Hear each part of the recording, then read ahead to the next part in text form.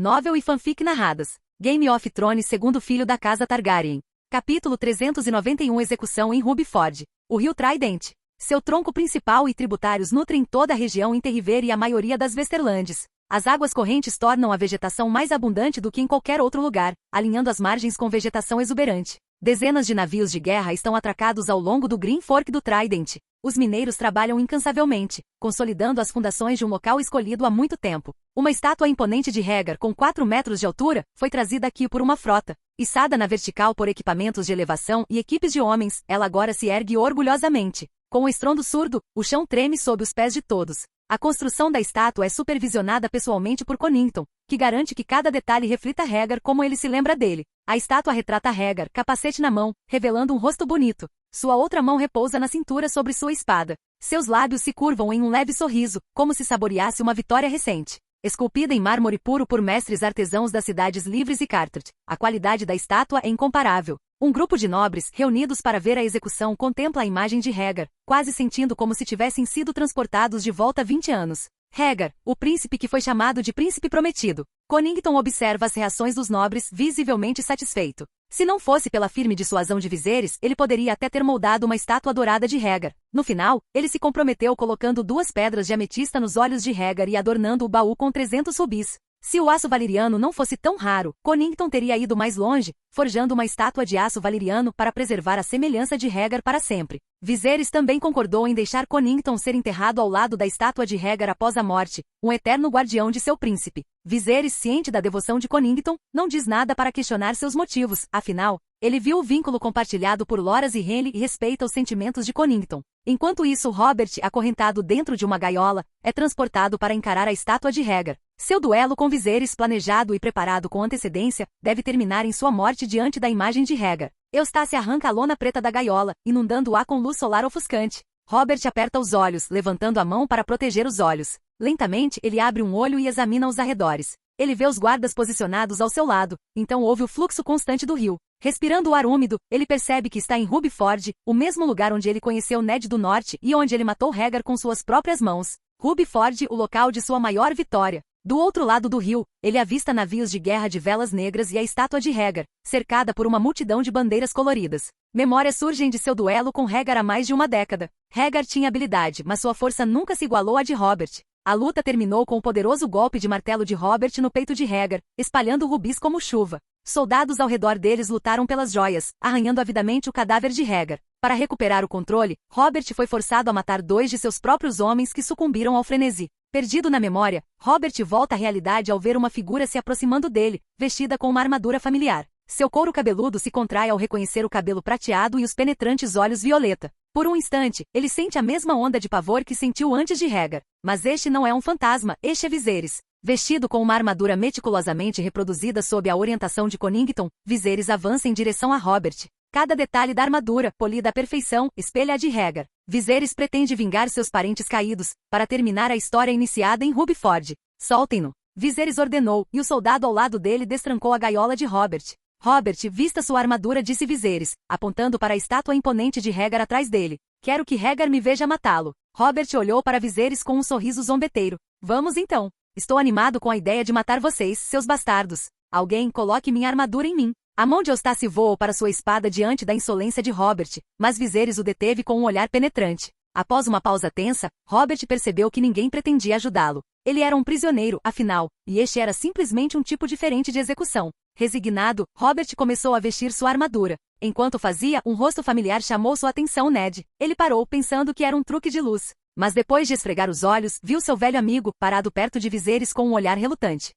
Como ele está aqui? Ele se rendeu? Robert sentiu uma onda de descrença. Ele mal conseguia imaginar Ned dobrando o joelho. Já fazia quase 3 meses desde a Batalha do Lago Olho de Deus, e durante esse tempo, Robert tinha estado em isolamento total. Ele não sabia nada sobre a recente aliança dos Mander. Enquanto Robert lutava com sua confusão, Ned se aproximou de Viserys e pareceu dizer algo baixinho. Robert ficou atordoado, o buraco em seu estômago se aprofundando enquanto ele lutava para processar tudo. Ned me traiu, pensou, quase entorpecido pelo choque. Viserys acenou para Ned, que se aproximou e, tirando um frasco de sua capa, ofereceu-o a Robert.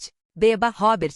Você me traiu. O peito de Robert arfou, as palavras queimando sua garganta. Ele congelou no meio do movimento, então deu um soco direto no rosto de Ned. Ned não se defendeu, e antes que Robert pudesse pressionar seu ataque, os soldados ao redor o puxaram de volta. Ned, seu traidor sanguinário. Ele cuspiu, seu rosto contorcido de raiva. Primeiro Cersei, e agora você. Eu esperarei por você nos 7 infernos. Ao ver o marido atingido, Catelyn, apoiada por Robb, correu para verificar Ned. Ela havia dado à luz recentemente ao 6º filho, e embora fraca, ela se agasalhou com roupas grossas que lhe deram uma aparência ligeiramente inchada de pinguim. Ela segurou a cabeça de Ned gentilmente para examinar seus ferimentos. A força do golpe de Robert havia quebrado seu nariz, e seu coração doeu enquanto as lágrimas brotavam. Ele já se ofereceu para usar o preto, ela gritou com raiva. O que mais você quer? Você é um usurpador, Robert. Que direito você tem de exigir a lealdade dele? Gata. Ned tentou pará-la, mas Catelyn continuou, sua voz grossa de desprezo. Ela não tinha amor por Robert e não tinha simpatia, especialmente depois do que tinha acontecido com Bran. Ned nunca te traiu, ela continuou. Você nem sabe o que aconteceu no Mander? É isso que você chama de traição? Você não sabe nada sobre lealdade? Robert, pego de surpresa, pareceu confuso. O que Mander? Enquanto Catelyn contava os detalhes, Robert sentiu a amarga ferroada da realização, embora sua raiva tenha se inflamado novamente. Honra? É só nisso que você pensa? Você é tão cego quanto sua mãe era, seu idiota. Você poderia ter cruzado o rio quando eles se foram ou ter vindo para Arrenhal para me ajudar. A amargura de seus próprios fracassos fervia sob a superfície, aprofundando o ressentimento em sua voz. A expressão de Ned endureceu, desapontamento evidente. Ele é meu irmão, mas nunca entendeu, pensou. Nunca sequer tentou ver as coisas do meu lado. Viserys, em contraste, havia arriscado muito para proteger a honra de Ned e a lealdade do norte a Robert. Sem dizer uma palavra, Ned pegou o frasco, aliviado por ele ter sobrevivido à altercação com apenas algumas gotas derramadas. Ele o colocou de volta diante de Robert e, sem olhar para trás, virou-se para sair com Catelyn. Ele pensou em ajudar Robert a terminar sua armadura, mas decidiu não fazê-lo. Ned era leal, mas nunca se curvaria ao orgulho cego. Os espectadores, incluindo a víbora vermelha Doran e Mace, observavam a cena com olhos frios. Enquanto até mesmo os nobres do norte que antes respeitavam Robert agora olhavam com certo desdém. Robert, percebendo que não tinha ajuda disponível, terminou de vestir sua armadura. Ele pegou o frasco que Ned havia deixado e o bebeu de uma só vez, o vinho escorrendo por sua barba. Então, com um golpe resoluto, ele colocou o frasco no chão e fixou seu capacete no lugar. À sua frente, Viserys também estava armado, segurando uma longa alabarda enquanto caminhava para encontrar Robert. Naquele momento, a multidão ao redor do local do duelo observava sem fôlego. Entre eles estavam Dany, Young Connington, Dick e Gerald, veteranos experientes da Guerra do Usurpador, incluindo Jon Connington, o próprio Jorah e o velho Valder. Um grupo de nobres de Riverlands e Westerlands que haviam se rendido também estava de pé, ansiosos para testemunhar o espetáculo. O jovem Connington e Dick já tinham ouvido histórias sobre a bravura de Viserys e rumores de magia, deixando pouco suspense para eles neste duelo de vingança. Alguns sussurravam entre si sobre quantos imaculados seriam necessários para enfrentar alguém como Viserys, com palpites variando de 50 a 300. Para Dany, no entanto, não havia desapego, seu coração apertou apesar de sua confiança em Viserys. Ela empoleirou-se nas costas de seu dragão, pronta para atacar se algo desse errado. Para os nobres cindidos, Viserys era um mistério. Eles só tinham ouvido falar de suas habilidades, sabendo que ele uma vez havia reivindicado a vitória em um torneio em Braavos. Rhaegar também havia vencido muitos torneios, mas havia caído diante do poder de Robert. Mesmo assim, eles silenciosamente rezavam pelo triunfo de Viserys. O sangue do Rei Louco corria por todos eles, e a expressão feroz de Dany sugeria consequências se Viserys caísse. Com todos observando, Viserys e Robert se enfrentaram diante da estátua de Rhaegar. Robert rugiu, balançando seu pesado martelo com força mortal. Para seu choque, Viserys ficou imóvel, sem fazer nenhuma tentativa de se esquivar. Os olhos se arregalaram na multidão, e Dany quase incitou seu dragão a avançar, temendo o pior. Mas assim que Robert pensou que seu golpe acertaria, Viserys estendeu a mão e parou o martelo com uma única mão. O que ele está fazendo? Por que ele está me olhando desse jeito? Robert sentiu um choque e uma rachadura incomum em sua confiança. Força sempre foi sua vantagem, no entanto aqui estava Viserys, enfrentando seu poder com facilidade casual. Era loucura. Mas enquanto os nobres observavam em silêncio atordoado, o aperto de Viserys aumentou, e o martelo de Robert se recusou a se mover. Robert lutou para puxá-lo de volta, mas ele parecia colado na mão de Viserys. Monstro! Monstro? Não! Isso é feitiçaria! A mente de Robert gritou em descrença. Suspiros percorreram a multidão. Alguns dos nobres deram um passo à frente, mal confiando em seus olhos. Exatamente como Viserys havia planejado, essa exibição tinha a intenção de intimidar, assim como vingar Rhaegar. Poder não era apenas força, estava no medo e no espanto que verdadeiras exibições de dominância podiam criar. Com um único puxão, Viserys arrancou o martelo das mãos de Robert. Sem hesitar, ele o balançou no peito de Robert. O impacto jogou Robert para trás, jogando-o na base da estátua de Hagar. O estalo nauseante de ossos quebrando ecoou no silêncio, e um respingo escuro de sangue se acumulou no chão, fumegando levemente no ar frio. A respiração de Robert ficou irregular, cada expiração mais fraca que a anterior. Viserys deu um passo à frente, agarrando Robert pela nuca e arrastando-o até a estátua. Sem precisar de um comando, 2 soldados posicionaram Robert em um ajoelhamento forçado, seu olhar erguido para encontrar os olhos de pedra de Hagar. Dany se aproximou, entregando a Viserys sua espada de aço valeriano, a névoa púrpura. Um lampejo de aço frio brilhou, e a cabeça de Robert caiu na base dos pés de Hagar. Em um ato final, o dragão de Dany lançou um jato de fogo, reduzindo o corpo blindado de Robert a metal derretido e cinzas. Connington coletou o que restou, providenciando para que as cinzas fossem enterradas sob a estátua de Hagar. O segundo duelo foi entre a Víbora Vermelha e Tywin. Desta vez, não havia questão de suspense. A lança da Víbora Vermelha atingiu o alvo, perfurando o peito de Tywin e terminando com uma rápida decapitação. O corpo de Tywin foi levado de volta para as terras ocidentais, onde foi queimado e suas cinzas lançadas no Garfo Verde, deixadas à mercê das correntes do rio, para serem engolidas por peixes ou levadas para o mar, conforme o destino quisesse. Capítulo 392 Retorno à antiga capital. As mortes de Robert e Tywin simbolizaram o fim completo de uma era. Após as execuções, Viserys liderou o exército e um grupo de nobres primeiro para as proximidades de Arrinhal de barco, depois para o sul pela Estrada do Rei até Porto Real. Sansa sentiu uma onda de desconforto nesta estrada, assombrada por memórias que ela preferiria esquecer. Foi aqui que perdi Lady, ela pensou. Agora, com várias crianças na casa, ela sentia sua perda ainda mais intensamente. Sua irmã mais nova Lyanna, nascida recentemente, também não tinha lobo. Como ela poderia entender o que é perder algo que ela nunca teve? E sua última jornada para Porto Real não tinha sido nada menos que um pesadelo. Ela chegou cheia de esperança, sonhando com seu casamento com o príncipe, apenas para suportar uma série de horrores que incluíam 2 períodos de prisão domiciliar. E Joffrey, ela se lembrou amargamente. Ele nem era um príncipe, apenas um bastardo, como Jon. Enquanto isso, Arya mantinha uma tênue esperança de que pudesse encontrar seu lobo perdido ao longo do caminho. Embora o grande número de pessoas e a presença de dragões por perto mantivessem não apenas os lobos, mas até mesmo os pardais afastados. A estrada, geralmente cheia de pássaros, estava agora assustadoramente silenciosa. Jon havia sido trazido da muralha por Viserys e agora viajava com o grupo para Porto Real, diante de uma escolha importante. A jornada o intrigava, crescendo em Winterfell, e mais tarde na muralha ele não conhecia nada além de florestas infinitas e campos cobertos de neve. 8 em cada 10 vezes, mesmo quando eu mijava, era na neve. Assim que cruzaram o pescoço, porém, um mundo totalmente novo se desdobrou diante dele, matagais, flores silvestres, campos, vilas. As cores vivas do sul fascinavam. Ao mesmo tempo, ele se viu constantemente se perguntando por que Viserys o havia convocado. Antes de partir para a muralha, Ned havia prometido contar a ele sobre sua mãe na próxima vez que se encontrassem. Será que terei a chance desta vez? Pensou, olhando ao redor para os nobres que, como ele, provavelmente estavam se perguntando sobre seu futuro. Agora, com os Targaryens firmemente no controle, as grandes casas de Westeros estavam quebradas. Os Lannisters, Baratheons, Arryns e Tullys perderam muito de seu poder, enquanto os Tyrells e Martells restantes tinham praticamente abandonado suas ambições. O movimento mais seguro é ficar quieto, mas Tyrell havia raciocinado ao saber que Margaery havia retornado a Porto Real, enquanto se preparava para encontrar sua filha mais uma vez. Dora Martell também viu a necessidade de prudência. Ele esperava encontrar um marido adequado para Arianne. Garland parece uma boa escolha, sugeriu Manfrey a Víbora Vermelha. Devemos abordar os Tyrells para uma aliança? Seria melhor não fazer isso, Doran rebateu rapidamente. Ele sentiu que Viserys se opunha fortemente a casamentos entre as grandes casas. Melhor para os Starks, Martells e Tyrells se casarem com seus vassalos. Até mesmo criar filhos entre famílias nobres logo seria proibido. A guerra de Viserys pelo trono havia acabado recentemente, mas rumores já haviam chegado até eles de como ele havia marchado para tomar Casterly Rock sem nem mesmo dizer uma palavra a ninguém. A melhor jogada agora é paciência e garantir um casamento com a próxima geração da casa Targaryen.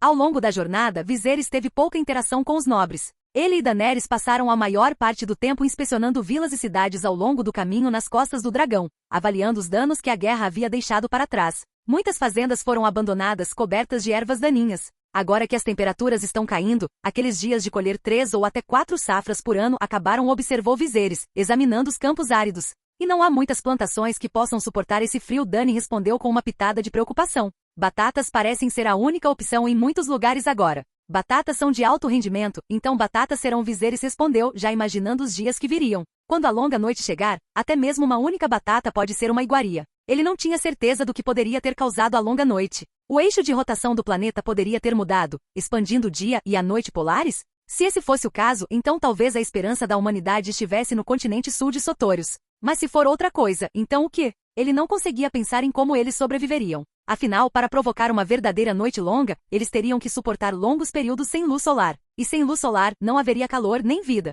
Que força inimaginável poderia apagar uma estrela inteira? Viserys logo chegou a Porto Real com seu exército e os nobres reunidos. Pela primeira vez em 15 anos, a bandeira Targaryen tremulou sobre a capital. Connington havia preparado a cidade antes de sua chegada, ordenando que a guilda dos alquimistas limpasse todo o fogo selvagem escondido ao redor de Porto Real. Até Varys, que parecia estar em um transe estranho, entregou mapas das passagens secretas na Fortaleza Vermelha. Para surpresa de Viserys, havia túneis e passagens escondidas em quase todos os cômodos da Fortaleza de Maegor. Gerações de reis Targaryen, espionados durante seus momentos mais íntimos, ele pensou com desgosto. Sem hesitar, ele ordenou o selamento de todos os túneis escondidos antes que eles entrassem na cidade. Muitos em Porto Real ainda se lembravam do saque da cidade por Tywin quando ele marchou com o exército das terras ocidentais. A visão das forças de Viserys, um contingente considerável de imaculados, reacendeu velhos medos, especialmente com seu comportamento severo e disciplina silenciosa. No entanto, conforme grandes quantidades de comida eram distribuídas, o clima mudou, e as pessoas começaram a receber os Targaryens de braços abertos. Porto Real havia se tornado uma cidade leal aos Targaryens mais uma vez. Vamos entrar, disse Viserys a Daenerys.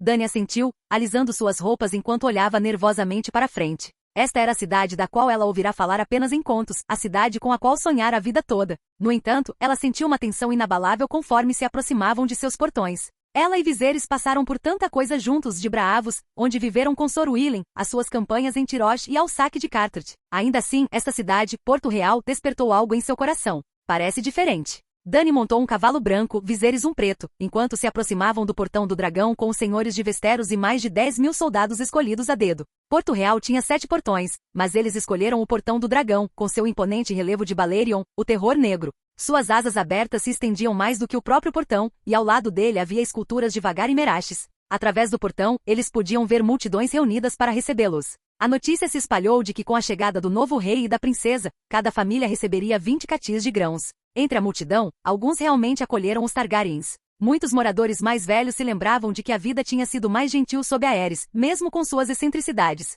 O reinado de Aerys teve sua cota de problemas, mas ele manteve um controle firme sobre os nobres e se absteve de sobrecarregar o povo comum com projetos de construção intermináveis. Nos últimos anos de sua vida, ele se tornou recluso, ficando escondido devido à sua paranoia. O governo de Robert, em contraste, havia drenado a cidade. Ele organizava torneios com frequência e, embora trouxessem excitação, também convidavam o caos. Ladrões, assassinos e assaltantes invadiam a cidade a cada vez, deixando o povo pequeno sofrendo com o aumento de impostos e insegurança. De muitas maneiras, a vida sob Robert tinha sido uma provação. Agora, o povo olhava com esperança para Viserys, cuja reputação de sabedoria e bravura já havia se espalhado por Westeros. Histórias sobre sua iniciativa de celeiro de assistência social, com o objetivo de fornecer segurança alimentar para os plebeus, só aumentaram o respeito deles por ele. O retorno dos Targaryens prometia um futuro melhor. Um homem idoso falou: podemos ter perdido o príncipe Rhaegar, mas ainda temos o príncipe Viserys, e nossas vidas definitivamente vão melhorar. Ele olhou para Viserys, seu sorriso revelando os poucos dentes amarelos restantes em sua boca.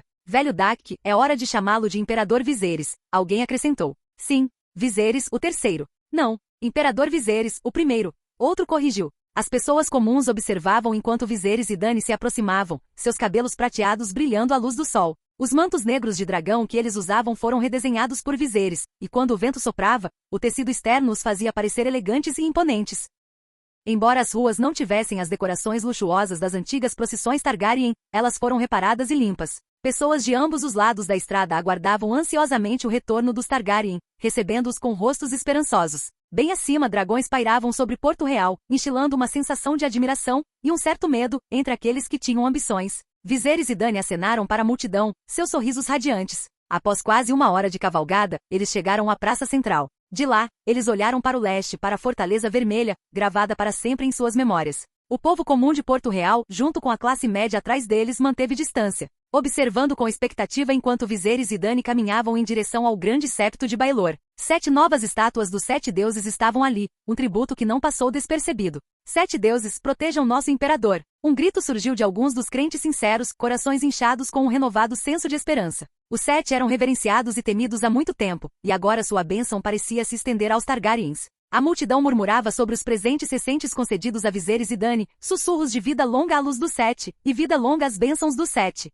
Serpenteando pela reunião, Os seguidores do Sete acompanharam Viserys ao grande septo de Baelor. Lá dentro, o grande mestre Pycelle estava pronto para recebê-los. Ele não estava mais vestido com o traje surrado do passado, suas vestes modestas, mas dignas, emprestavam-lhe uma presença mais próxima da de um homem santo do que a do antigo alto septão. Ele fez uma reverência para Viserys, que assentiu em resposta. Vossa Graça. Ele se curvou para Viserys, que assentiu em troca, reconhecendo-o. Conforme planejado, após esta cerimônia, Pycelle levaria alguns grãos, junto com um grande contingente de escribas e soldados, para revisar e fazer um censo. Até agora ele nem sabia quantas pessoas viviam em Westeros, um fato que ele achou realmente ultrajante. Revisar o censo e os registros de terras exigiria uma quantidade imensa de tempo e mão de obra. Viserys entrou no hall da luz dentro do septo. Com suprimentos abundantes, o espaço havia sido totalmente reformado. Por exemplo, os orbes de vidro pendurados no teto. Connington havia obtido vidro de alta qualidade de Volantis, e o salão agora parecia ainda mais magnífico do que antes. Era de tirar o fôlego. Os nobres que seguiam Viserys absorveram a cena ao máximo que puderam.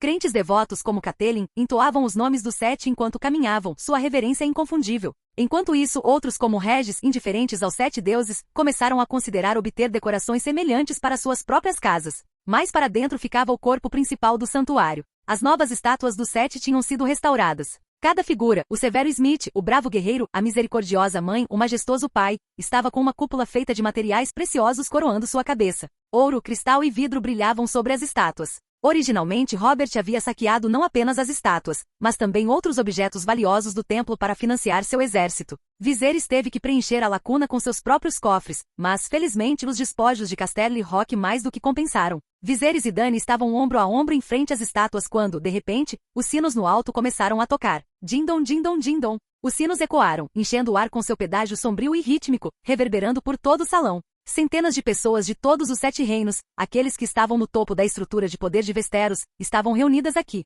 Junto com Viserys e Dany, eles representavam o pico do poder do mundo. Que ele reine por muito tempo em paz e prosperidade, as vozes da multidão ecoavam pelo salão sagrado. Após deixar o grande septo, a multidão seguiu para a Fortaleza Vermelha. A essa altura, a fortaleza já estava completamente protegida, sem preocupações com segurança. Ao longo dos degraus que levavam à colina alta de Aegon, o Imaculado montava guarda a cada metro. Quando Viserys e os nobres chegaram à ponte levadiça da Fortaleza Vermelha, 16 gigantes tomaram suas posições. Para muitos essa era a primeira vez que viam um gigante, e o medo era inevitável. Sansa, por exemplo, inconscientemente se inclinou para mais perto de Jon, esquecendo por um momento que ele era seu irmão bastardo, muitas vezes rejeitado. Ao cruzarem a ponte levadiça e entrarem na praça, fileiras de cavaleiros de armaduras negras se alinhavam de cada lado. Eles eram os cavaleiros dragões de Viserys, sua disciplina e lealdade eram evidentes. Eustace, o líder dos cavaleiros, mantinha a cabeça erguida, praticamente empurrando o peito para o céu com orgulho. Vida longa a vossa graça, o imperador! Eles gritaram em uníssono. Viserys estava prestes a entrar no salão do trono, ascender ao trono de ferro e começar sua primeira reunião na corte.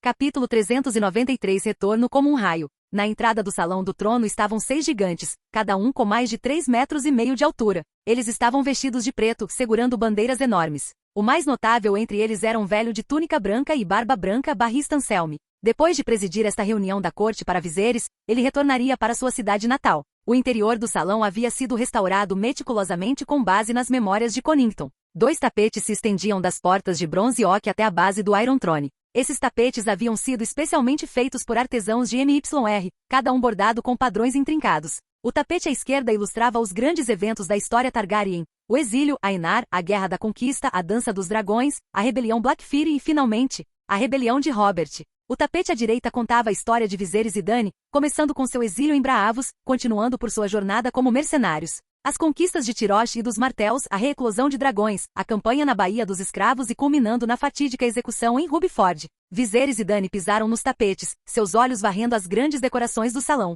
A sala do trono parecia mais um anfiteatro do que um salão tradicional. O espaço diante do trono de ferro sozinho poderia acomodar centenas, e com as galerias do segundo andar, milhares poderiam ser acomodados. O trono de ferro vermelho ferrugem ficava no ponto mais alto do salão, projetado para amplificar o som, permitindo que Viserys falasse sem gritar. Acima, uma clarabóia de vidro banhava o salão com luz, enquanto lâmpadas de gárgula ao longo das paredes lançavam um brilho assustador. Nas paredes leste e oeste, janelas longas e estreitas, antes destinadas a deixar entrar luz, foram substituídas por crânios de dragão escuros. alguns danificados pelos testes de Tyrion com a Dragon Ballista. Viserys e Dany lideraram a procissão, seus conselheiros e nobres seguindo de perto. Quando chegaram ao centro do salão, os irmãos deram um passo à frente sozinhos, parando na base do trono de ferro. Dany parou, preparada para assistir Viserys ascender. Mas então Viserys fez algo que deixou todos atordoados. Ele pegou a mão de Dany e a levou escada acima com ele. Dany hesitou a princípio, puxando a mão ligeiramente para trás, mas Viserys insistiu dizendo, vamos, nós merecemos isso e você merece ainda mais.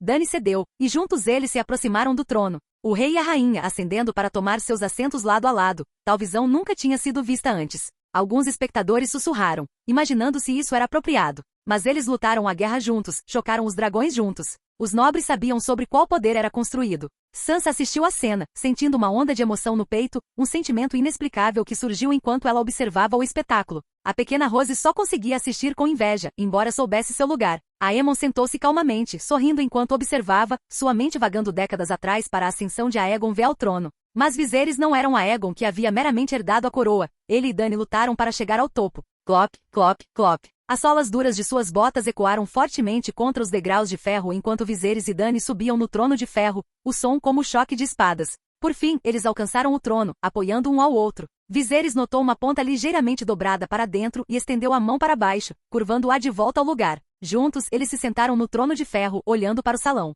Vida longa a vossa graça, Viserys. Vida longa a vossa graça, Daenerys. Os aplausos aumentaram, altos e ressonantes, sinalizando o início de seu reinado conjunto. A primeira sessão do tribunal começou, tendo como ordem principal rever os méritos e deméritos dos seus apoiadores. Jon Connington anunciou Viserys, sua voz reverberando pelo grande salão. Connington deu um passo à frente dentre os nobres conselheiros, aproximando-se do trono de ferro. Barristan, de pé ao lado do trono, falou em seu lugar. Jon Connington, Lorde de Griffins Rose, ele começou. Uma vez permitiu que a rebelião de Robert ganhasse terreno com sua derrota na Batalha de Stone Sep, causando perdas significativas à família real. No entanto, apesar de sua expulsão, ele permaneceu leal, esforçando-se para ajudar a família no exílio. Mais tarde, ele desempenhou um papel crucial na expulsão do usurpador, restaurando o castelo e as terras da casa Connington, e agora é Lorde de Griffins Rose e a mão do rei. Connington ajoelhou-se, com lágrimas nos olhos. Viserys perdoou formalmente suas falhas passadas sob a influência de Varys e reconheceu seus esforços para consertar os danos causados em Stone Sep. Vida longa a vossa graça, disse Connington, curvando-se profundamente antes de ser ajudado a se afastar por seu jovem parente. Ned Stark, Viserys chamou em seguida. Ned respirou fundo. Sua esposa e filhos olhavam, nervosos e tensos. Ele se aproximou do trono e caiu de joelhos. Dessa vez, o próprio Viserys falou. A casa Stark continuará sendo a guardiã do norte, mas no futuro, sua sucessão será decidida pela família real. Sim, vossa graça, respondeu Ned com a voz firme. Embora tivesse sofrido perdas pessoais, as mortes trágicas de seu pai e irmão, Viserys se lembrava de que o pai de Ned, embora leal, havia buscado alianças ambiciosas que ameaçavam o senso de segurança de Aerys. O casamento de Lyanna com o nobre de Stormont, o casamento de Brandon com a casa Tully e a adoção de Ned no Vale tinham forjado as fundações da aliança usurpadora. A paranoia de Aerys, aliada à sua incompetência, só havia aprofundado a crise. As ações de Rhaegar complicaram ainda mais as coisas e, no final, o Grenseer teve um papel importante em desviar os eventos. No entanto, como Ned havia finalmente influenciado Robert, poupando vidas em vez de tirá-las, a retaliação direta dificilmente era justificada. Catelyn também entendeu que, embora Ned não tivesse recebido nenhuma punição severa, a supervisão real sobre a sucessão Stark provavelmente desencadearia tensões internas para sua casa. Dessa forma, Viserys manteve um controle firme sobre as vulnerabilidades da casa Stark, garantindo sua lealdade por meio de medidas sutis, mas duradouras. Jon. Catelyn de repente entendeu por que Viserys havia trazido Jon da muralha, e a percepção a deixou desconfortável. Ela suspeitou que ele pretendia que Jon herdasse Winterfell, um pensamento que a deixou profundamente perturbada. Ela olhou para Jon, que tinha sua expressão sombria de sempre. No futuro, todos os herdeiros da nobreza do norte, terras ocidentais, vale, terras da tempestade e terras fluviais devem se reportar à capital para avaliação, anunciou Viserys com a voz firme enquanto se dirigia aos nobres reunidos. Viserys foi deliberado em sua abordagem. Ele não impôs seu decreto a todos os nobres, aqueles de Correrio e Dorne foram isentos, recompensados por sua lealdade inabalável à causa Targaryen tanto durante a rebelião de Robert quanto na recente restauração. Sua abordagem calculada foi possível porque essas regiões já estavam seguramente sob seu controle. Muitas famílias nobres nas regiões-alvo foram capturadas ou eliminadas, o que significa que a rebelião contra sua autoridade seria uma aposta perigosa.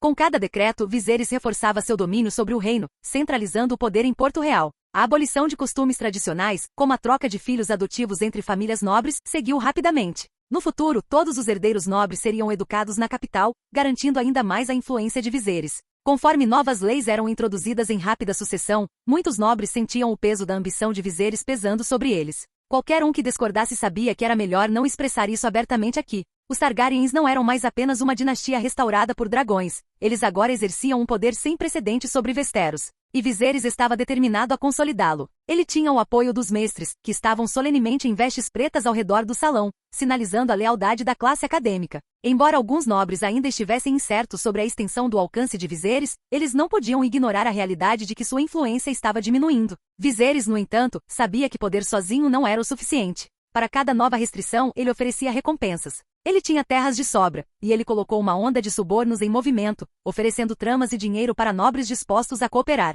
Restringir a habilidade da nobreza de travar guerras privadas era ainda mais fácil, ninguém ousaria contestar, pois os Targaryen tinham dragões agora, tornando qualquer exército insignificante em comparação. Observando de lado, a Víbora Vermelha reconheceu a mudança monumental. A monarquia de Viserys não era meramente uma de dragões, era abrangente e estratégica, moldando Westeros de maneiras sem precedentes. A Víbora Vermelha nunca tinha visto títulos como aqueles que Viserys introduziu. Lord Mace foi nomeado mestre da etiqueta, uma posição que o encantava, dada sua obsessão com maneiras e cerimônias. O primo de Dora Martell, Manfrey, foi nomeado mestre das leis, uma função que supervisionava promoções e era claramente concebida como uma forma de patrocínio real. Rose Bolton, uma figura mais sinistra, foi feito o juiz do rei. Sob o governo de Viserys, os 6 mestres se tornaram a espinha dorsal da governança. Até mesmo as terras de Casterly Rock, outrora uma fortaleza da casa Lannister, foram reorganizadas com porções incorporadas ao vale, Stormlands, Riverlands e Crownlands, resultando em mais de 20 condados recém-definidos. Diante dos olhos dos nobres, um intrincado sistema político estava tomando forma,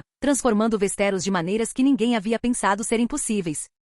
Capítulo 394 A escolha de Jon. Para celebrar a vitória da Guerra da Restauração, Viserys realizou uma grande festa de 3 dias em Porto Real. O povo da cidade recebeu 10 catias de grãos diariamente, um gesto que os encheu de alegria e gratidão. Enquanto os plebeus se alegravam, alguns nobres abrigavam preocupações silenciosas, embora suas preocupações parecessem insignificantes diante da exuberância do povo. Durante esse tempo, Jon se viu em uma posição embaraçosa. Ele suspeitava que Viserys o havia chamado da muralha com planos para que ele herdasse Winterfell. Para acalmar os medos de Catelyn, ele repetidamente a tranquilizou dizendo: "Não tenho planos para Winterfell." Mesmo que Viserys pedisse para ele se tornar o próximo Lorde de Winterfell, ele estava determinado a recusar. No entanto, Catelyn permaneceu não convencida e tentou culpá-lo trazendo à tona a época em que ela o amamentou na infância. Entretanto, em pouco tempo Jon e Ned foram convocados para uma audiência com Viserys, deixando Catelyn visivelmente tensa e desconfortável. "Vossa Graça", os dois cumprimentaram Viserys ao entrar na câmara. "Sente-se, Lord Ned, e você também, Jon", Viserys instruiu, gesticulando para os assentos à sua frente. Ned imaginou que o propósito de Viserys provavelmente estava relacionado à questão da sucessão. Ele sabia que se concordasse com o que quer que fosse proposto, isso prejudicaria seu relacionamento com Catelyn, mas se ele recusasse, a casa Stark arriscava parecer desleal e isolada. Depois que se sentaram, Viserys se virou para Ned com uma pergunta inesperada. "Lord Ned, você contou a Jon sua verdadeira ascendência?" "Minha ascendência." As orelhas de Jon se aguçaram, o coração disparado enquanto ele se perguntava se Viserys estava prestes a revelar a identidade de sua mãe. "É a Shara." Jon pensou nas suspeitas anteriores de Aemon. "Mesmo que ela seja apenas uma garota de fazenda comum, pelo menos eu finalmente saberia." Ele rezou silenciosamente, lançando um olhar penetrante para Ned, desesperado por uma resposta. Agora que Viserys havia encerrado a dinastia Baratheon, as velhas preocupações de Ned haviam desaparecido, apenas para serem substituídas por novas. Ele havia testemunhado uma vez a mudança drástica de Robert após tomar o poder, e enquanto Viserys parecia magnânimo e obediente em seu governo, Ned permanecia cauteloso. Por anos, ele havia planejado contar a Jon apenas metade da verdade, que sua mãe era Lyanna, mas esconder a identidade de seu pai como Rhaegar Targaryen. Ele estava ponderando a maneira certa de dar a notícia nos últimos dias e ficou surpreso que Viserys tivesse escolhido abordá-la ele mesmo. "Eu ainda não contei a ele", Ned respondeu, então se virou para Jon, sua voz firme, mas solene. "Jon, sua mãe é minha irmã, Lyanna Stark, que você acreditava ser sua tia." Os olhos de Jon se arregalaram em descrença, as emoções turbilhonando enquanto a revelação era absorvida. "Você quer me dizer que minha mãe é na verdade minha tia? E você?" Jon olhou para trás e para frente entre Viserys e Ned, uma amarga percepção surgindo nele. O pensamento de que os Starks poderiam ter imitado os Targaryens era ao mesmo tempo desconcertante e inquietante. "Seu pai", Ned hesitou, olhando para Viserys. Com um breve aceno do rei, Ned continuou sob o olhar ansioso de Jon. "Rhaegar Targaryen, irmão de sua graça." Rhaegar? Meu pai?" O olhar de Jon disparou entre Viserys e Ned como se tentasse reconciliar essa verdade. Sua cabeça parecia estar girando. Todas as suas especulações anteriores não tinham levado a nada perto dessa realidade. Ele era um Targaryen. Então, eu deveria ser chamado de Jon Sand? Ele perguntou timidamente. Não, Viserys corrigiu seu tom firme. Você não é um bastardo. Você é filho da união do meu irmão com Lady Lyanna. Você deveria ser chamado de Jon Targaryen. Ned sentiu uma onda inesperada de alívio. Jon Targaryen, ele pensou. Seria melhor se Jon tivesse um nome mais simples, não algo como Aegon que atrairia suspeitas ou entraria em conflito com o governo de Viserys. Apenas Ned conhecia o nome que Lyanna havia sussurrado com seu último suspiro, e ele sentiu que Jon estaria mais seguro como estava. Isso é verdade? Jon perguntou, buscando confirmação. Ned assentiu solenemente. Esse conhecimento, embora mantido por muito tempo, ainda despertava algo profundo e conflitante nele. Observando a reação de Jon, ele quase conseguia ouvir o zumbido que parecia preencher a mente do jovem. Jon, a voz de Viserys interrompeu, trazendo Jon de volta ao presente. Vossa Graça, você me chamou da muralha só para me dizer quem eu sou? Embora abalado pelas revelações, Jon se recompôs. Sua mente zumbia com as implicações, mas ele rapidamente reconheceu que seu status como um bastardo Stark ainda poderia ser o caminho mais simples a seguir. Ned, igualmente incerto, se perguntou por que Viserys havia escolhido agora trazer à tona a herança de Jon. Diga-me primeiro, Viserys pressionou, observando-o atentamente, você quer ser um Targaryen ou um Stark? Um Targaryen ou um Stark, Jon ecoou. Até meros momentos atrás, ele sempre se viu como um bastardo. Agora, ele estava diante de uma escolha inimaginável, abraçar seu sangue Targaryen ou permanecer como um Stark. Ele olhou para seu cabelo escuro, então para Ned e falou firmemente. Vossa Graça, eu quero ser um Stark. Não, eu continuarei sendo um Snow. A mente de Jon já estava resolvida. A união de Rhaegar e Lyanna era um romance que o mundo não aceitaria, e se aliar aos Targaryens desonraria a memória de seus pais. Ao escolher permanecer um bastardo, ele poderia sacrificar sua própria posição, mas protegeria tanto os Starks quanto os Targaryens do escândalo. Para Jon, saber de sua ascendência era o suficiente, mais do que ele jamais havia esperado. Viserys, observando a determinação de Jon, deu um aceno de aprovação. Jon, você provou ser sábio, Lord Ned. Ele fez uma pausa pensativa. Proponho que estabeleçamos um novo ramo dos Starks, a ser chamado de Vitestar. Ned enrijeceu-se com a sugestão. O nome Vitestar tinha conotações políticas que não podiam ser ignoradas. O norte já teve um ramo cadete, a Casa Greystar, que foi destruída após trair a linha principal. Agora só havia a Casa Karstark e a Casa Stark. A proposta de Viserys dividiria as terras Stark, um lembrete ao norte de que a influência da coroa era absoluta. Este novo ramo herdará parte do feudo de Winterfell, Viserys continuou. Uma medida necessária para honrar os desejos de Jon e para temperar os Starks. Jon parecia inquieto. Vossa Graça, ainda sou um membro da Patrulha da Noite. Isso pode não ser possível. Como imperador, não posso decidir se você permanece ou não na Patrulha da Noite. O tom de Viserys não admitia discussão. Se você deseja ficar, então que assim seja. Mas tome uma esposa, tenha um filho e continue sua linhagem. Isso é tudo que eu exijo. Seu comando não deixou espaço para objeções e Jon assentiu, sentindo que o caminho agora estava definido.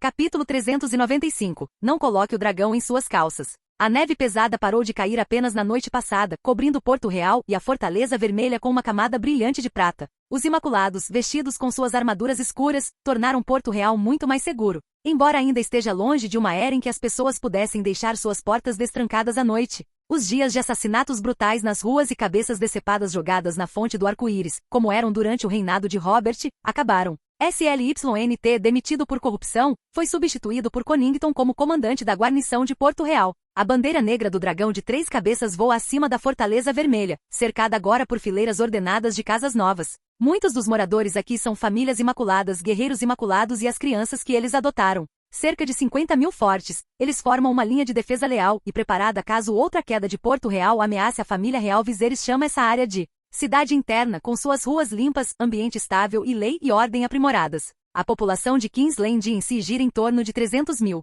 Fazendas e pequenas cidades surgiram ao redor da cidade. Muitos dos antigos moradores de favelas encontraram oportunidades aqui, terras concedidas para cultivar por Viserys a uma taxa de imposto de 1 em 5. O layout de King's Landing se transformou em zonas concêntricas, apelidadas de 1 anel, 2 anéis e 3 anéis. Essa nova estrutura melhorou muito o ambiente da cidade e seu suprimento de alimentos. Os vestígios do usurpador aparentemente desapareceram, e a vida começou a voltar ao normal. Embora o frio se intensifique, um suprimento contínuo de peles do Great Grass se mantém o povo de Westeros aquecido e esperançoso. No norte, a produção de grãos essencialmente cessou, forçando seus habitantes a depender da caça para suas fontes de alimentos cada vez menores. No entanto, as exportações de carvão e carvão vegetal do norte continuam a sustentar suas necessidades. Apesar do inverno de 5 anos, a fome não atingiu. Tudo graças à vossa graça. Muitos nobres gracejam, frequentemente provocando o povo de Porto Real como povo traiçoeiro por sua suposta ganância. No entanto, sob o governo de Viserys, os 7 reinos se estabilizaram gradualmente. Com o imposto agrícola de 20%, menos colheitas foram necessárias, mas o entusiasmo entre os fazendeiros aumentou, levando até mesmo a uma maior produção de grãos do que na época de Robert. Surpreendentemente, mesmo com a produção de grãos do norte vacilando, o comércio de carvões e carvão vegetal permite que eles consigam sobreviver, desafiando as expectativas de todos. De repente, um grito de repreensão irrompeu do jardim da Fortaleza Vermelha. Vicky, bata nele. Dentro da Fortaleza Vermelha, Dani segurava um jovem dragão marrom dourado com cerca de um pé de comprimento em um braço. Ela apontou um dedo acusador para seu filho, Willen, sua expressão lívida. Perto dali, Vitória, a irmã mais velha de Willen, sorriu maliciosamente e brandiu uma régua de 30 centímetros de comprimento, dando um passo à frente para impedir a tentativa de fuga do irmão. Dê-me sua mão, ela ordenou, seus olhos azul-violeta brilhantes contra o roxo escuro de seu vestido. Empoleirado em seu ombro estava um jovem dragão branco com pequenas manchas vermelho-cereja em suas asas. A semelhança entre o dragão e o menino travesso era estranha. Willen Reis, com apenas 3 anos de idade, deu alguns passos cautelosos para trás, escondendo as mãos atrás das costas. Não, eu ainda preciso treinar com o pai esta tarde, então é melhor você me dar umas palmadas, irmã.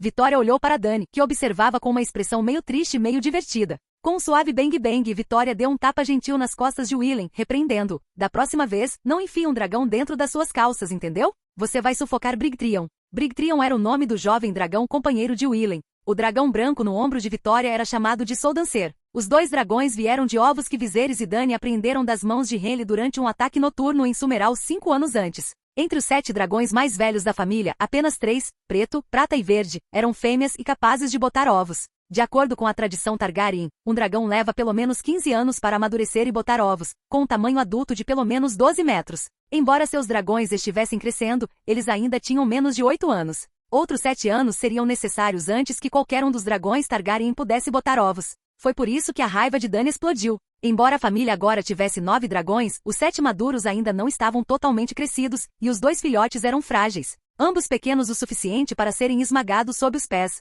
Com o recente renascimento dos Targaryen, perder um dragão seria um golpe cruel de infortúnio. Ela havia permitido que Willen brincasse com Brigtrion para promover um vínculo, mas seu filho não tinha noção de quão preciosos os dragões jovens eram. Willen, no entanto, não se intimidou. Você deveria tentar também, irmã. O jovem dragão é quente, e se você colocá-lo nas calças, não terá um traseiro frio. Vitória corou com a sugestão dele. Aos 5 anos, ela já sabia das diferenças entre meninos e meninas. Seu pai, Viserys, sempre foi direto ao educar seus filhos sobre tais assuntos, tornando o comentário de Willen ainda mais embaraçoso. Você está preocupada com um traseiro frio, não é? A compostura de Dany finalmente quebrou, e ela soltou uma pequena risada. Eu deveria morder seu rabinho. Ela se aproximou, pegou a régua de Vitória e colocou Willen em seu colo. Mãe, mãe, ele gritou em protesto. Os gritos de Willen logo atraíram a atenção de Lady Margaery, conhecida como Pequena Rosa, que entrou no jardim para descobrir o que o filho de sua amiga havia feito. Seu próprio filho, Duncan Targaryen, ainda não tinha permissão para chegar perto de um dragão, e ela não pôde deixar de sentir uma pontada de inveja das palhaçadas de Willen. Vossa Graça, Margaery cumprimentou Dany com uma reverência. Lady Margaery, me ajude. Me ajude. Willen gritou se contorcendo no colo de Dany. Aproveitando o momento, Dany o golpeou mais 2 vezes antes de soltá-lo. Ele saiu correndo com Vitória logo atrás. Enquanto corriam, Margaery passou o braço em volta do de Dany, rindo baixinho. Vossa Graça, tenho boas notícias para você, disse Margaery, com os olhos brilhando de excitação. Que boas notícias? Dany perguntou intrigada. Adivinhar. Sansa está dando à luz? A preocupação de Dany era evidente. Sansa estava esperando trigêmeos, uma gravidez rara e desafiadora. Não. Chinelle está grávida de novo? Dany continuou. Viserys se absteve de relações com suas outras concubinas até Dany dar à luz Willen, assegurando a linha de sucessão. Depois disso, no entanto, Chinelle concebeu 2 vezes em 3 anos, ambas as vezes com meninas. Ela esperava desesperadamente por um filho. Vendo que Dany não tinha adivinhado, Margaery riu. Na verdade, a casa Igotover enviou 3 ovos de dragão. Eles alegam que não são fósseis. Os olhos de Dany se iluminaram. Viserys uma vez insinuou que a casa Igotover poderia possuir ovos de dragão, embora ela nunca tivesse acreditado. Por que os ovos foram enviados de repente? Parece que a pesquisa de Malora deu errado. A cabeça dela de alguma forma ficou presa a uma mesa, e eles esperam que possamos ajudar. Dany levantou uma sobrancelha. O quê? Acho que é melhor esperar Vossa Graça retornar. Não consigo começar a lidar com isso sozinho. Dany pensou por um momento. Separe uma para Duncan e envie as outras para mim. Sim. Obrigada, Vossa Graça. O coração de Margaery saltou. O gesto da casa Igotover foi, na verdade, em grande parte graças à influência da casa Tyrell. Foi a velha Rose quem primeiro compartilhou uma pista suspeita que eventualmente levou à descoberta dos ovos. Enquanto eles se deleitavam com as notícias dos ovos de dragão, duas sombras enormes passaram sobre a Fortaleza Vermelha. O dragão amarelo de 20 metros de comprimento e um dragão azul de 18 metros de comprimento voando alto. Viserys havia retornado. Poucos momentos depois, ele entrou no jardim com um garoto de cabelos prateados, com cerca de 13 ou 14 anos. O garoto era Monterys Velaryon, filho de Montford, e abençoado com o raro dom de montar em dragões. Ele havia se tornado o terceiro cavaleiro dragão da família real. Com apenas 12 anos, Monterys estava com Viserys desde os 7. Seu vínculo era quase como de pai e filho. Viserys não tinha medo de rebelião. A conexão de Monterys com o dragão azul era de amizade próxima, em vez de domínio. Quando Dany avistou Viserys, ela praticamente pulou até ele, sua energia juvenil aparecendo. Ela ainda tinha apenas 19 anos, afinal. Monterys pegou o capacete especial à prova de vento de Viserys. Então deu um passo para trás respeitosamente. Pequena Rose, observando a proximidade do casal, sentiu uma pontada de inveja. Mas ela sabia que Viserys havia como mais do que uma amante ou meramente um meio de garantir herdeiros. Eles compartilhavam uma companhia genuína. Ainda assim, mesmo com o apoio de Chinelle e Sansa, ela sabia que ninguém poderia substituir Dany no coração de Viserys. Afinal, os dois haviam chocado 7 dragões juntos e liderado a Guerra da Restauração lado a lado. As fortificações em Deneq estão quase completas, começou Viserys, mas preciso ir para Braavos em alguns dias. Por quê? O Iron Bank ainda se recusa a implementar nossas moedas de dragão. As moedas de dragão eram a moeda de papel que Viserys havia projetado para agilizar o comércio. Eles tiveram sucesso em Westeros e nas Terras Esperançosas, mas enfrentaram resistência em Pentos, Braavos e Norvos, todos sob a influência do Banco de Ferro. Reconhecendo a natureza revolucionária da moeda de papel, o Banco de Ferro temeu que ela pudesse enfraquecer seu poder e, portanto, eles resistiram ferozmente. Viserys havia lidado com a maioria dos obstáculos locais e estava pronto para tomar novas medidas. Irmão, Dany sussurrou com um brilho brincalhão nos olhos. Enquanto estiver em Braavos, você pode pensar em um nome para nosso próximo filho. Viserys congelou sem palavras. Mais tarde, Viserys foi até os aposentos de Aemon. Nos últimos 2 anos, o velho mestre havia enfraquecido, recusando a oferta de Viserys de estender sua vida com magia de sangue. Aos 105 anos, Aemon estava contente, especialmente depois de testemunhar o nascimento de Willen. Seus dias agora eram gastos discutindo livros com Tyrion por meio da foto mágica encantada. Viserys, você está aqui, Aemon o cumprimentou, seus olhos calorosos de familiaridade. Vossa Graça. Tyrion e sua esposa Tisha, visíveis com moldura na parede, também ofereceram reverências respeitosas. Capítulo 396 Recusar-se a aceitar Dragon Yuan constitui um ato ilegal. 3 anos atrás, Tyrion foi sentenciado à execução, e Tisha estava disposta a morrer ao seu lado. Viserys usou os dois para testar uma mágica misteriosa, e provou ser um grande sucesso. Foi também por isso que Aemon agora se sentia à vontade com a morte. Vendo que Viserys parecia ter algo para discutir em particular com Aemon, Tyrion e Tisha se esconderam. Ouvi dizer que você acabou de voltar, e agora está saindo de novo? Aemon perguntou. Viserys sentou-se em frente a ele. Só temos 2 anos restantes, então quero me preparar o máximo possível. Nos últimos 5 anos, Viserys vinha treinando o exército incansavelmente, fabricando armas e estocando comida quase todos os dias. Ele havia concluído recentemente a produção de pacotes explosivos, uma edição especial com fragmentos de vidro de dragão projetados especificamente para combater os caminhantes brancos. Eles agora estavam armazenados, prontos para serem implantados. Você trabalhou duro, e Daenerys também. Sem ressentimentos, apenas uma vida difícil, Viserys brincou, rindo de sua própria piada. Aemon se juntou a ele com uma risada calorosa. Para descobrir por que a moeda Yuan do dragão não pôde ser implementada em Braavos, Viserys e Monterys decidiram contra uma grande chegada de dragões. Em vez disso, eles pousaram discretamente fora da cidade, disfarçados de viajantes comuns, e entraram em Braavos incógnitos. Era para ser uma espécie de visita privada, e uma chance de relaxar. Falia estivera ausente por tantos anos que Viserys não esperava mais que ela estivesse esperando por ele. Ela estaria no final dos seus 20 ou no começo dos 30 agora, enquanto Catelyn já estava grávida de seu 5º filho. Se ele encontrasse Falia, ele pensou, ele lhe daria algum dinheiro. Os dois viajaram de barco pelo canal abaixo do Titã of Braavos, chegando ao Hagman's Harbor. Foi aqui que Viserys uma vez capturou Kila e aprendeu a arte de Vargem. Braavos não é tão próspera quanto costumava ser, Viserys comentou casualmente. Monterys, no entanto, achou-a encantadora. Tudo parecia fresco e excitante para ele. Ele se perguntou como a cidade ficaria se ele pudesse planar sobre ela nas costas de um dragão. Enquanto caminhavam, eles ouviram uma melodia familiar vinda das docas, uma melodia que evocava memórias de Porto Real. Quando eu era jovem, eu estava sempre sozinho na praia. Eu nunca vou esquecer essa pequena dor na chuva e no vento. Vossa Graça, esse é o marinheiro, Monterys exclamou. Os cidadãos de Porto Real cantaram na língua comum, enquanto aqui em Braavos foi cantado em valiriano. Viserys sorriu sem dizer nada. Eles alugaram uma carruagem e passaram pela estalagem da Enguia Verde, onde ouviram que a casa fregar havia sido exterminada, aparentemente por táticas implacáveis de Roth. A rivalidade tripla anterior agora havia diminuído para um impasse bidirecional entre a casa Zaline e a casa Antarion. Eles passaram pelo bordel Cateri, onde sons sensuais flutuavam pelo ar da noite, fazendo Monteris se mexer desajeitadamente. Ele se contorceu desconfortavelmente até que Viserys lhe deu um tapinha brincalhão na cabeça, tirando de si com um rubor. Continuando, eles passaram pelo teatro da Piscina da Lua. Lá, uma estátua de Viserys havia sido erguida, retratando-o como vencedor de um torneio de artes marciais. Intrigados, os dois entraram para assistir à apresentação atual, que acabou sendo uma peça de aventura sobre as façanhas de Viserys como matador de piratas. Por um momento, Viserys quase suspeitou que alguém soubesse de sua visita, embora tivesse certeza de que era mera coincidência, talvez até mesmo bajulação.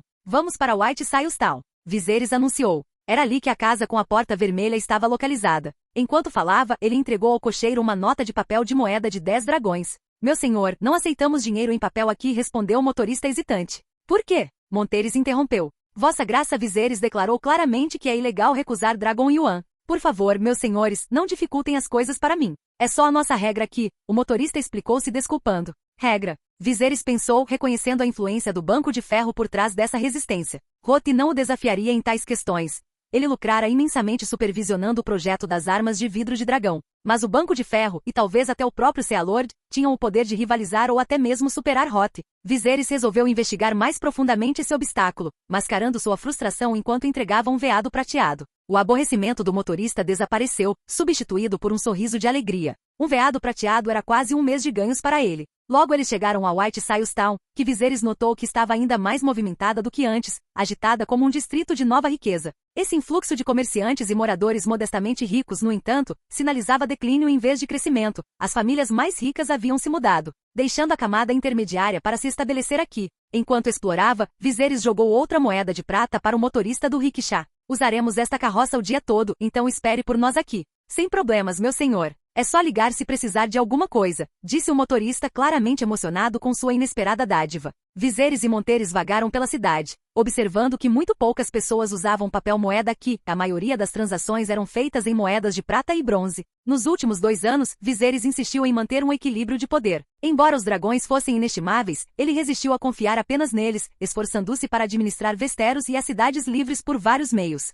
Mas vendo a rejeição generalizada do Yuan do Dragão, ele resolveu erradicar quem estava minando sua política monetária. Somente eliminando os instigadores ele poderia garantir o sucesso de Pedra do Dragão. Enquanto caminhavam, uma comoção à distância chamou sua atenção. Uma multidão se reuniu, observando algum tipo de disputa. Assim que Viserys e Monteris começaram a se virar, ele ouviu seu nome ser chamado Viserys. Viserys, venha nos salvar. As vozes pareciam 2 meninas com cerca de 10 anos de idade. Assustado, Viserys abriu caminho pela multidão, curioso para ver quem o chamaria ali. No centro do círculo, ele viu um par de meninas gêmeas idênticas segurando uma criança menor, encarando desafiadoramente 2 rufiões de aparência ameaçadora. As gêmeas eram impressionantes, com cabelos castanho-prateados e roupas em tons ricos de verde esmeralda e marrom avermelhado. Embora suas roupas não fossem particularmente finas, a presença das meninas neste bairro violento era incomum o suficiente para chamar a atenção. A garota do vestido verde até segurava uma pequena adaga, brandindo-a como um aviso aos bandidos que se aproximavam. Apesar de Viserys estar parado diretamente na frente delas, as meninas não pareciam vê-lo.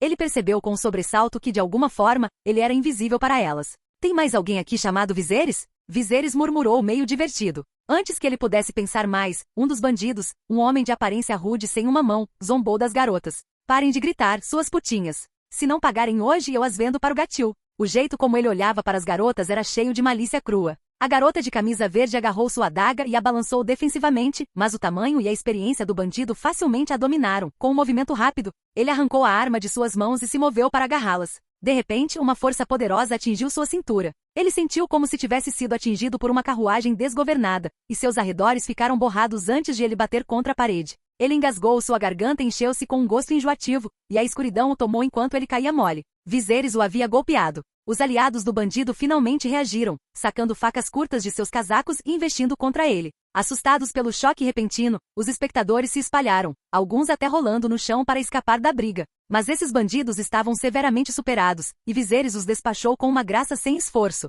arrancando suspiros da multidão e admiração de olhos arregalados das garotas gêmeas. Embora ele não tenha matado os homens, eles ficariam com ferimentos que os assombrariam. Virando-se para as 2 garotas, Viserys suavizou seu olhar. O que aconteceu aqui? Foi então que ele notou os olhos incomuns delas, cada garota tinha um olho roxo e um verde. A característica marcante o lembrou de Shiera. É aquela confeitaria. Eles disseram em uníssono, então pararam, olhando um para o outro como se estivessem decidindo quem deveria explicar. A garota mais próxima de Viserys assumiu a liderança.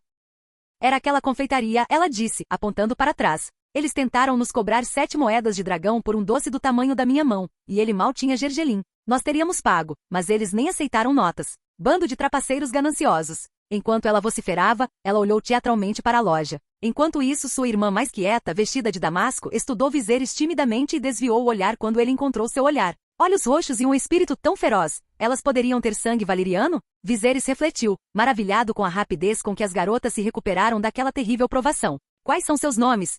Ele perguntou. Eu sou Millie, disse a garota de verde. Eu sou Lily, a garota de damasco seguiu com a voz suave. Nesse momento, uma voz soou na multidão. As garras do dragão estão chegando. Corram! Garras de dragão? Viserys murmurou, olhando para trás para ver um grupo de homens armados com lanças e facas curtas marchando em sua direção. Ele esperava os guardas da cidade, mas parecia que eram reforços para os bandidos que ele tinha acabado de derrubar. O líder do grupo que se aproximava parecia estranhamente familiar, embora Viserys não conseguisse identificá-lo imediatamente. Mas quando o olhar do homem pousou em Viserys e então caiu nos bandidos derrotados no chão, sua expressão escureceu com malícia. Ó deuses, olhem para as armas deles. Lily sussurrou urgentemente puxando a manga de Viserys. Mestre, nós deveríamos correr. Um dos homens zombou. Você machucou nossos homens? Ele parecia encorajado pela formação de seus seguidores. Viserys os estudou, notando o arranjo peculiar de suas posturas. De repente, ele reconheceu o líder, Elbo. Elbo era o mesmo homem que certa vez ajudou a arrombar a porta de Viserys com Regis anos atrás. Regis havia se tornado um lorde, mas Elba havia ficado para trás em Braavos comandando operações obscuras. Agora, vendo Viserys pessoalmente, ele olhou mais de perto, incrédulo. O reconhecimento surgiu, e ele caiu de joelhos com o rosto pálido. Vossa Graça! Elbo não via Viserys há uma década, mas ele tinha ouvido o suficiente sobre sua reputação para saber que não deveria desafiá-lo. Uma vez, ele pensou em desertar, mas a notícia do título imperial de Viserys tinha acabado com essa fantasia. Ele percebeu que tinha acabado de encontrar alguém muito acima de seu alcance. Capítulo 397 Pensamentos de Roth. Há um velho ditado: quando não há heróis, os senhores da guerra se tornam famosos. Esta é a situação em que Elbo se encontra. Agora, em todo o continente de Essos, há apenas 2 opções para os mercenários. Ou eles vão para a Baía dos Escravos, além do alcance de Viserys por enquanto, para ganhar a vida, ou eles escoltam caravanas através do Mar Dothraki. Este estado de coisas tornou a arma mais potente do Banco de Ferro, o dinheiro, inútil. A violência, antes uma mercadoria preciosa, perdeu seu valor sob a supressão do Império. O Iron Bank não ousa mais jogar seu famoso jogo de nenhum calote permitido. Junto com os freios e contrapesos impostos pelo Dragon Bank, o Iron Bank também perdeu o controle sobre a usura. Quanto à frase nenhum calote permitido, ela se tornou retórica vazia. 4 anos atrás, quando o Banco de Ferro descaradamente exigiu que Viserys pagasse a dívida de Robert, ele respondeu citando a falha do Banco de Ferro em proteger a propriedade da família real Targaryen, e exigiu 5 milhões de dragões dourados como compensação. Desde então, uma onda de dívidas ruins prejudicou severamente o Banco de Ferro, que agora só pode recorrer à contratação de bandidos para cobrar o que é devido. Elbo, um homem que mal conseguia subir acima das fileiras do Razor Parilocal, de alguma forma conseguiu chamar a atenção do Iron Bank. Isso por si só mostra o quanto o Iron Bank enfraqueceu. Agora é forçado a confiar no governo distante de um imperador fraco, enquanto brinca de esconde-esconde com Viserys. Elbo, se fosse qualquer outra pessoa, eu não ficaria tão bravo, disse Viserys, sua voz fria. Mas por que é você? De onde tirou a coragem de desafiar minhas ordens e ficar do lado do Banco de Ferro? Elbo não havia previsto que as coisas acabariam assim. As políticas estavam apenas começando a surtir efeito, e muitos alegaram que o atual imperador era muito ganancioso, tentando negociar meras promessas por ouro de verdade. Circularam rumores de que seu próprio dragão precisava de ouro para crescer. Em suma, muitos acreditavam que Viserys estava conspirando para sangrá-los até secar. Vossa Graça, Elbo gaguejou, perplexo com suas próprias ações. Ele já havia trabalhado com Viserys antes. Como ele havia se deixado atrair pelo Banco de Ferro? Tudo bem. Você me acompanhará ao Palácio do Senhor do Mar como testemunha, Viserys ordenou. Identifique todos que você contatou. Eu pouparei sua vida. Estou envergonhado da gentileza de Vossa Graça, murmurou Elbo, de cabeça baixa. Os passantes que ouviram Elbo chamando Viserys de Vossa Graça ficaram incrédulos. Eles achavam que todos os imperadores Targaryen voavam em dragões. Como este estava aqui, a pé? A maioria das pessoas já havia se espalhado, mas aqueles que ficaram não ousaram encontrar o olhar de Viserys, apressando-se se seus olhos caíssem sobre eles. Apenas as 2 irmãs atrás dele ficaram paradas no local, agarrando-se nervosamente uma à outra. Você é sua graça, Viserys? Perguntou a garota mais nova Lily com uma voz hesitante. Sim. Eu estava me perguntando para qual Viserys você estava ligando, ele respondeu, com um traço de humor nos olhos. Nós apenas. Lily começou, mas suas palavras foram interrompidas quando viram um garoto, de uns 11 ou 12 anos, chegar com uma dúzia de guardas. Viserys! Lily exclamou, surpresa. Viserys se virou em direção à voz e viu o garoto, que por coincidência compartilhava seu nome. O garoto olhou nervosamente para os bandidos caídos, mas pareceu mais angustiado quando seus olhos caíram sobre as duas irmãs. Atrás dele estava uma mulher na faixa dos 40 anos. Ela parece familiar, pensou Viserys, franzindo a testa enquanto tentava identificar o rosto dela. Após um momento de reconhecimento, Viserys se lembrou de quem ela era. Perena, esposa de Roth, criada pessoal e guarda-costas de Metis. Se eles são meus filhos, por que você não me contou antes? Ele perguntou, seu tom carregando um toque de ressentimento enquanto falava da carruagem. Não fazia muito sentido para ele que alguém fosse enviado para proteger seus filhos sem informá-lo, seu pai. Na visão dele, a Casa Zaline devia estar escondendo algo. A insatisfação de Viserys com a conduta da Casa Zaline era evidente para Pirena, e ela não ousou usar a desculpa de que Falia não queria que Viserys soubesse. Na verdade, a própria Pirena não estava totalmente ciente das intenções de Roth, mas ao longo dos anos, ela havia formado suas próprias suspeitas. Se ela pudesse ser honesta agora, isso poderia tornar Viserys mais leniente. Acredito que o príncipe Roth estava deliberadamente criando oportunidades para o jovem Viserys conhecer as duas moças. Esperando o momento certo, antes de informar Vossa Graça, Pirena explicou cuidadosamente. Viserys entendeu a implicação. Roth tentou formar uma aliança com ele em Braavos. Agora que o império estava estabelecido, Roth sabia que ele era alto demais para ele. Então ele provavelmente estava tentando forjar um vínculo por meio do casamento. Foi um movimento calculado. Primeiro, as ações de Roth não eram ilegais. Viserys não podia acusá-lo abertamente. Segundo, Roth estava criando seus filhos por 10 anos, não dando a Viserys nenhum fundamento para queixa legal. E Roth não ousaria agir sem o consentimento de Falia. Mas por que Falia o manteve no escuro sobre essas crianças? Ele precisava ouvir o raciocínio dela por si mesmo. Não vá ao palácio do Senhor do Mar, conte a Roth o que aconteceu aqui e peça para ele vir me ver depois que ele lidar com o banco de ferro. Vou ver Falia agora, Viserys ordenou, virando-se para Monteres. Leve Virgão com você, prenda os envolvidos, e se alguém resistir, mate-o. Sim, Vossa Graça, responderam Monteres e Perena em uníssono. Embora Viserys não quisesse punir Roth diretamente por suas intrigas, ele queria garantir que Roth entendesse seu descontentamento. Ao longo dos anos, Falia aprimorou sua habilidade em perfumaria e quase se tornou uma mulher rica por meio de sua parceria com a House Zaline. Ela estabeleceu seu próprio laboratório e estava constantemente desenvolvendo novos produtos. Acha, o carvão está acabando. Vá pegar mais um pouco. Falia gritou pela janela, totalmente absorta em seu trabalho. Momentos depois, uma cesta de carvão foi colocada diante dela. Ela estava absorta em misturar perfumes, seu foco no cadinho à sua frente, manchas de carvão descuidadamente riscadas em seu rosto bonito. O pote continha uma mistura espessa de roxo e amarelo. Falia pegou uma pequena quantidade e soprou para esfriar, então esfregou nas costas da mão e inalou profundamente. Satisfeita, ela se virou, estendendo a mão para compartilhar o perfume. Acha, tente isto. Mas em vez de Acha, um homem alto com cabelos prateados e penetrantes olhos roxos estava atrás dela. O ar na sala pareceu congelar, deixando apenas o suave som borbulhante do caldeirão para quebrar o silêncio. Você me procurou uma vez, e agora eu vim te procurar, Viserys disse lentamente. E parece que você tem guardado alguns segredos de mim. As palavras de Falia ficaram presas na garganta quando o choque a dominou. Seu coração batia forte no peito, e ela sentiu como se o tempo tivesse parado. Depois de um silêncio tenso, Falia finalmente encontrou sua voz, embora seu corpo parecesse enfraquecido. Por que você não me contou sobre Lily e Millie? Capítulo 398 A Magia dos Gêmeos. Quando você deixou Braavos pela primeira vez, sempre havia guerra, e você tinha que restaurar o reino. Como eu ousaria lhe contar sobre isso? Falia murmurou enquanto se deitava contra o peito de Viserys, traçando círculos suaves em sua pele. Mas Viserys não ficou convencido com a explicação dela. E há 5 anos. Naquela época eu já havia recuperado o trono de ferro, governado Westeros, as cidades livres e até mesmo o mar de grama Dothraki. Por que você não me contou sobre meus filhos depois de todo esse tempo? Inesperadamente a expressão de Falia escureceu, seus olhos ficaram nublados de arrependimento. Ela olhou para ele com sincero remorso. Sinto muito, Vossa Graça. A culpa é minha. Depois que descobri que estava grávida, bebi muito chá da lua para tentar me livrar deles. O chá da lua os prejudicou. Não só os olhos deles têm cores diferentes, mas eles também têm defeitos de nascença. Defeitos de nascença? O coração de Viserys apertou ao se lembrar da aparência das meninas. Ambas pareciam perfeitamente saudáveis. Ele não havia notado nenhum sinal óbvio de defeito. Eles têm escamas crescendo na parte de trás da cabeça, Falia confessou, sua voz tremendo.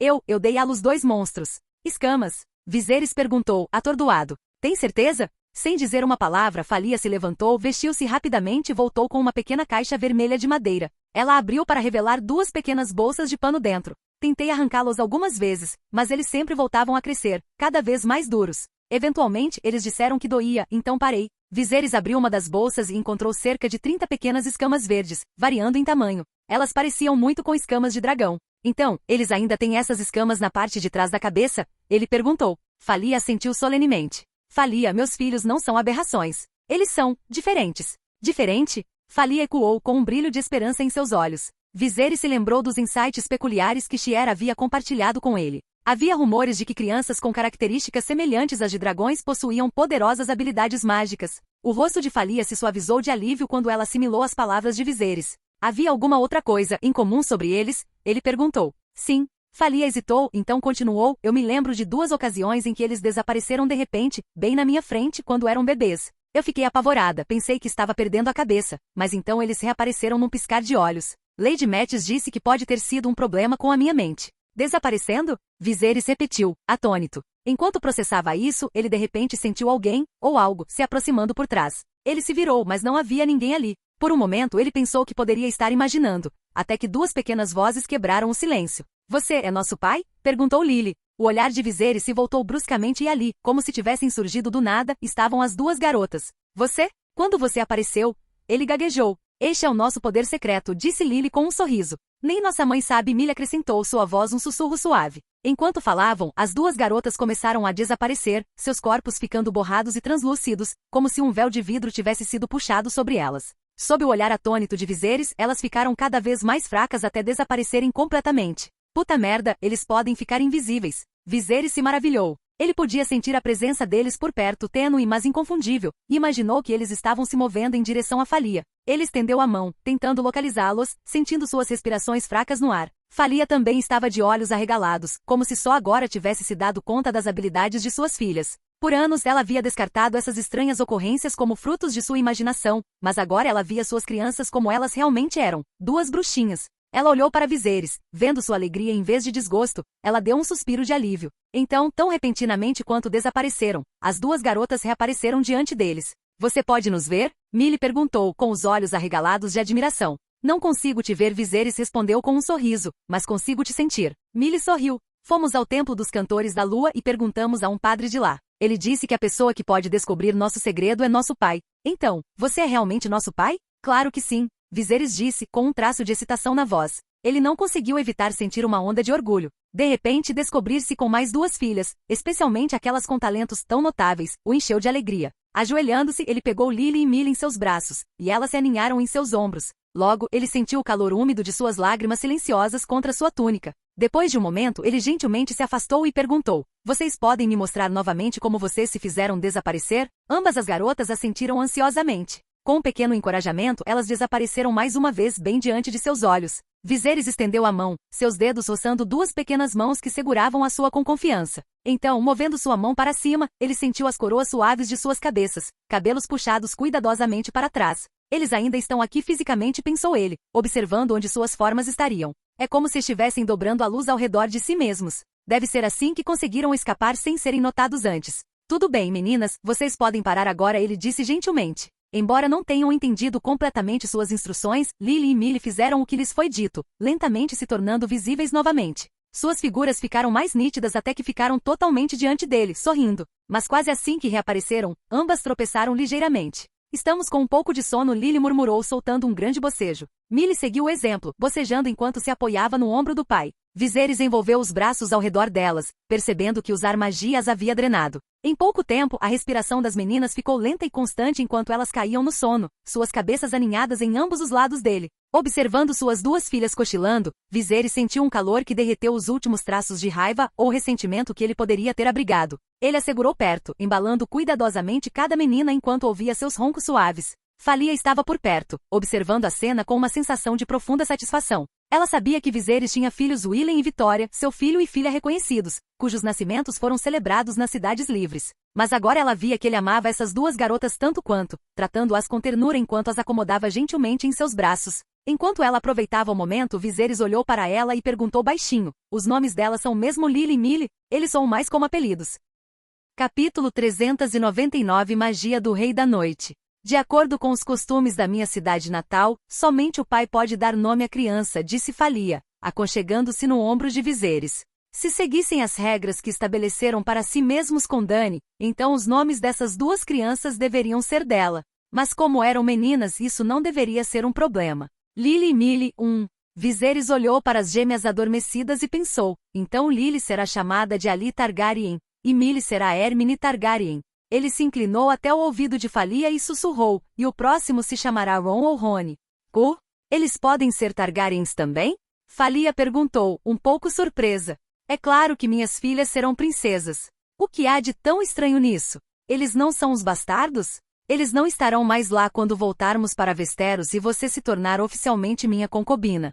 Falia sentiu-se fraca de felicidade com as palavras de Viserys. Sinto como se estivesse prestes a entrar em colapso. É como se o chão sob meus pés estivesse prestes a flutuar para longe.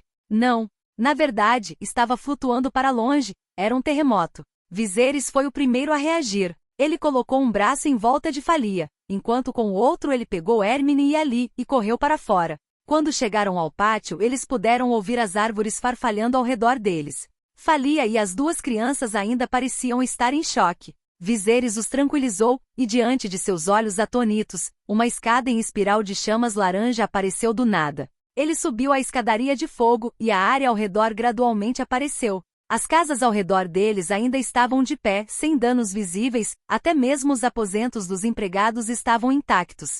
Algumas pessoas que tinham saído correndo de suas casas olharam ao redor em pânico, encarando com espanto Viserys e sua escada em chamas. Viserys levantou a escada mais 6 metros, tentando enxergar mais longe. Mãe, pai, Ali disse preocupada. Olhando em direção ao horizonte, Viserys viu que o porto a oeste estava agitado com ondas inquietas. Embora não pudesse ouvir o som, ele podia sentir o caos ali. O oeste. Ele percebeu que o epicentro do terremoto parecia estar vindo do noroeste, de Westeros, ou mais precisamente do norte. Se o terremoto foi claramente sentido em Braavos, então Westeros. Ou não, Westeros.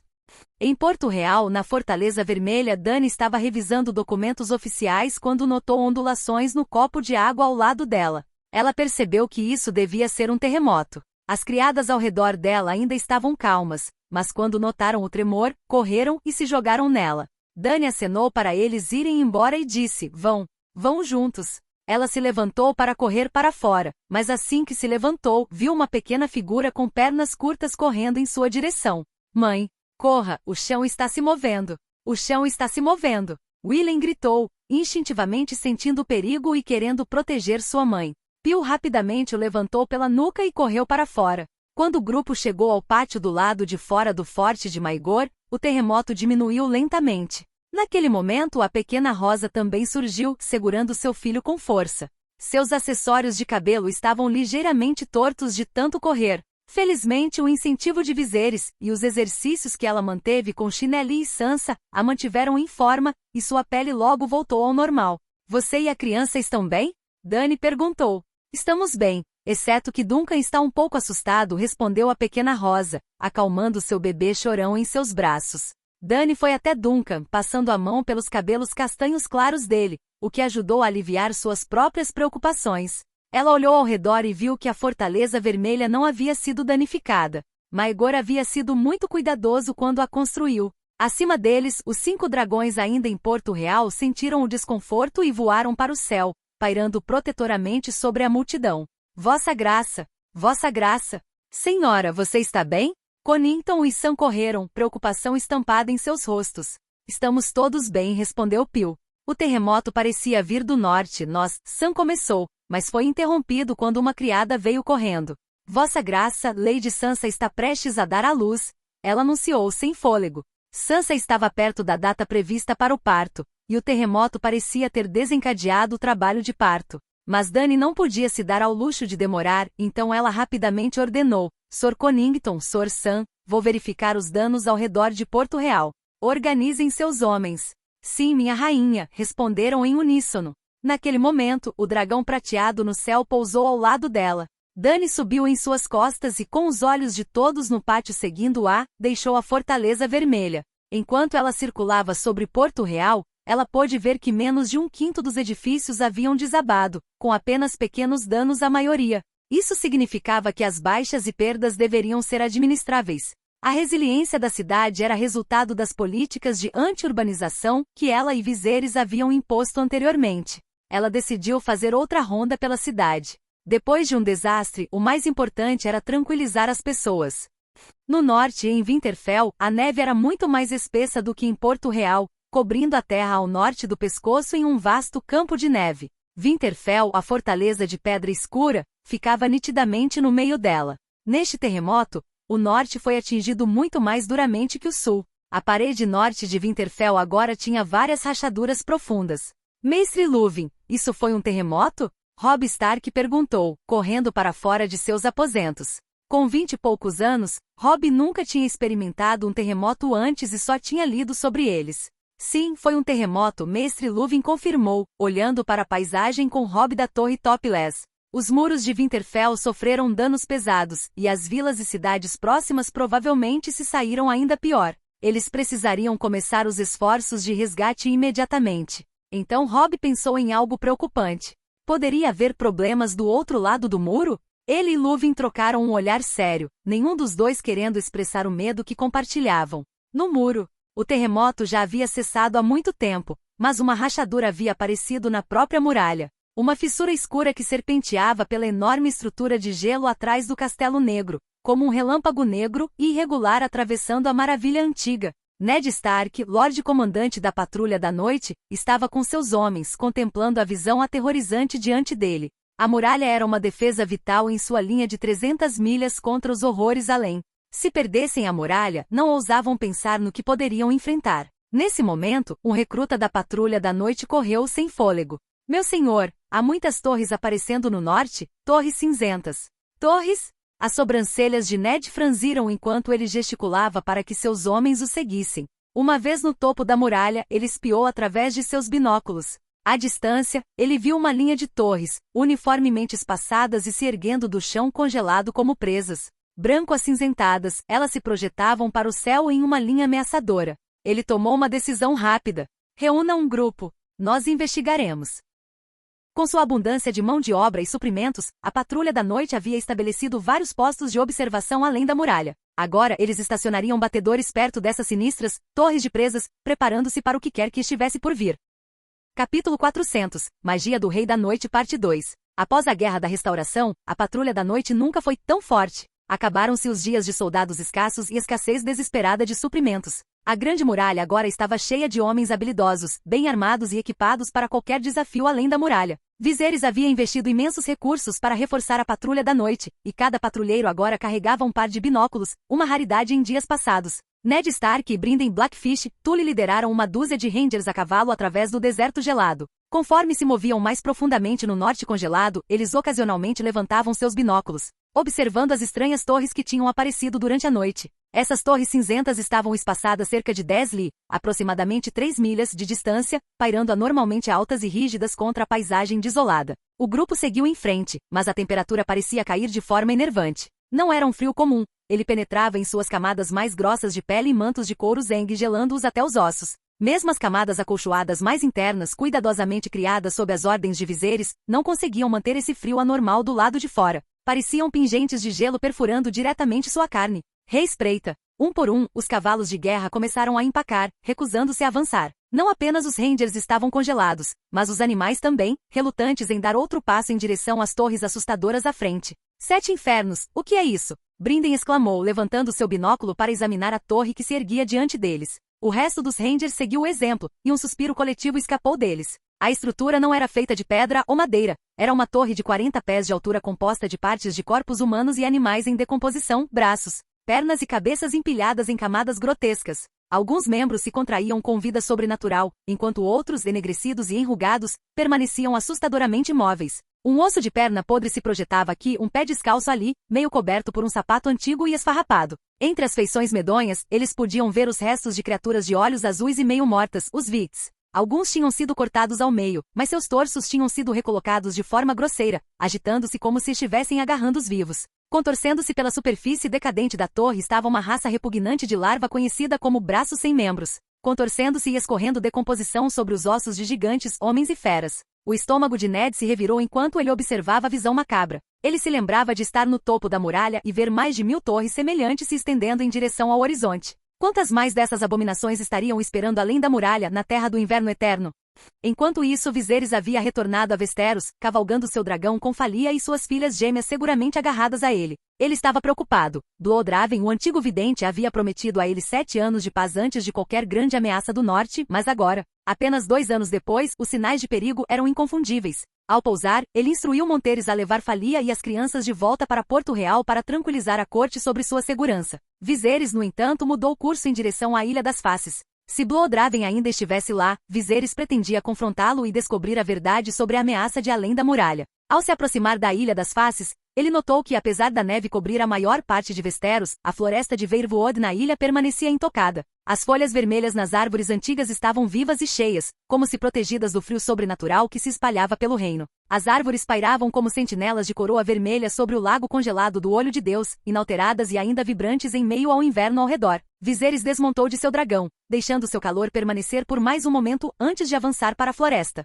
Assim que Viserys pousou na Ilha das Faces, ele ouviu a voz de Blood-Raven. Viserys, o Rei da Noite está aqui. As palavras cortaram o ar frio como uma faca. Qualquer pergunta sobre por que Blood-Raven não conseguiu conter a ameaça pelos 7 anos prometidos agora parecia inútil. Seguindo o som, Viserys alcançou uma árvore Veyrewood, com o rosto esculpido e desgastado, e de repente Blood-Raven revelou uma visão espectral, um holograma. Da linha de frente além do muro, Viserys viu a desolação se estendendo da costa congelada no oeste até os picos irregulares das presas de gelo, da água leiteira congelada até as profundezas sombrias e assustadoras da floresta assombrada. Ao longo de centenas de milhares de quilômetros quadrados, torres topless agora pontilhavam a paisagem, cada uma delas uma torre horripilante de ossos e carne em decomposição. Pela estimativa conservadora de Blood-Raven, havia mais de 100 mil delas. A torre mais alta, uma monstruosidade imponente de ossos, erguia-se do punho dos primeiros homens, um colosso de 100 pés que parecia arranhar o céu. Figuras se moviam abaixo desta torre de ossos, mas a alta perspectiva de Blood-Raven, pairando 200 a 300 metros acima, borrava os detalhes.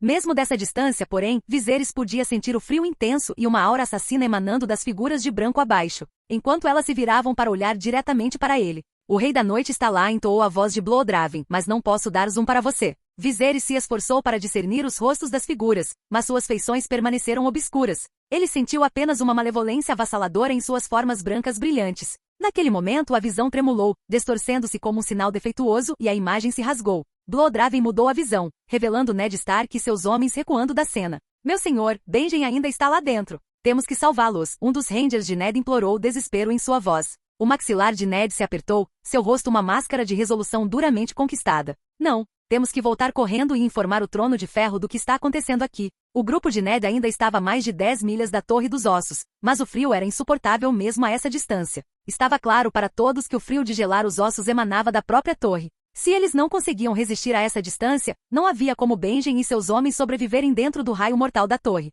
Com o coração pesado, Ned ordenou que seus homens recuassem. Sob sua forte liderança, os Rangers começaram a recuar, colocando distância entre eles e a Torre dos Ossos. Gradualmente o frio cortante começou a desaparecer e por um momento, eles se permitiram ter esperança. Estouro! Uma explosão repentina quebrou o silêncio, um sinalizador acendeu atrás deles. Benjen e seus homens ainda estavam vivos. Meu senhor! Brinden avisou, seu rosto sombreado pela preocupação. Vá! A voz de Ned estava áspera, dividida entre o dever e a dor insuportável de deixar seu irmão. Mas ele fez sua escolha, a escolha difícil. Descubra de onde veio o sinal, ele ordenou, avançando com determinação implacável. A visão de Blood-Raven mudou, ampliando a fonte do sinalizador. Viserys observou enquanto a imagem se concentrava em um posto avançado improvisado da Patrulha da Noite, um abrigo de vento bruto de gelo e terra batida, mal grande o suficiente para abrigar uma dúzia de homens e seus cavalos. Na porta, um solitário patrulheiro da noite estava de pé, seu braço estendido na posição em que estava quando disparou o sinalizador. Mas ele estava congelado no lugar, sua pele pálida, seus olhos arregalados e cegos.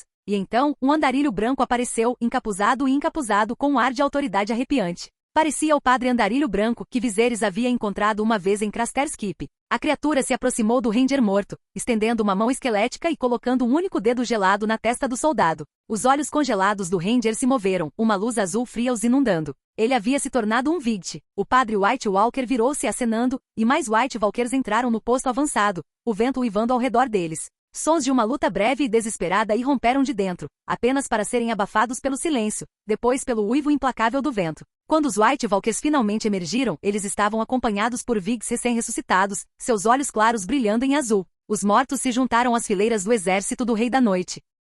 Obrigado por assistir. Se gostou, deixa o like e inscreva-se. E se possível, apoie o canal doando no Pix do canal na descrição. Qualquer valor ajuda. Assim o canal pode trazer vídeos de autores pagos. Muito obrigado a todos, curtam o canal.